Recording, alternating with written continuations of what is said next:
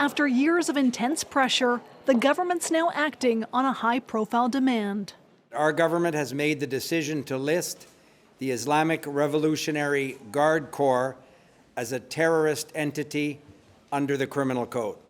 That designation means police can now charge anyone who financially or materially supports the IRGC, which is a branch of the Iranian armed forces. And Canadian banks can freeze their assets too. This sends a strong message that Canada will use all tools at our disposal to hold the Iranian regime to account. It's a reputational hit against a group Canada says is part of a military alliance with Hamas, and shot down flight PS752, killing 176 people, most with ties to Canada. This is very important to list them and to call them what they are. For more than 4 years, victims' families pushed for this terrorist designation at every rally and event they held. Justice for Iran! Including Hamid Ismailian, whose wife Parisa and daughter Rira were killed on the flight. It's very important to punish those people or those organizations that were involved in atrocities against Canadians and Iranians. The government was reluctant to list the IRGC in the past, fearing those conscripted who later fled to Canada could be impacted. We remain concerned about it.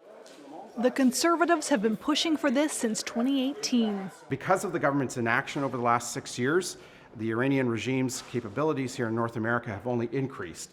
But the government says now is the time, after advice from national security agencies. The Government of Canada has concluded, after a deliberative process based on very, very strong and compelling evidence that the Cabinet received, that now is the time to list the IRGC as a criminal terrorist entity.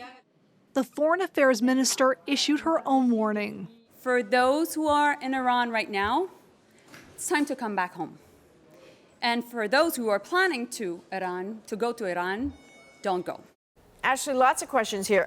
What happens now, and how do authorities prove that people here in Canada are affiliated with the IRGC? Well, Adrienne, it's up to national security agencies now to investigate and lay charges if they have evidence, but it's not clear what that evidence is. The public safety minister wouldn't speculate how that work will be done or how many IRGC officials could be impacted in Canada.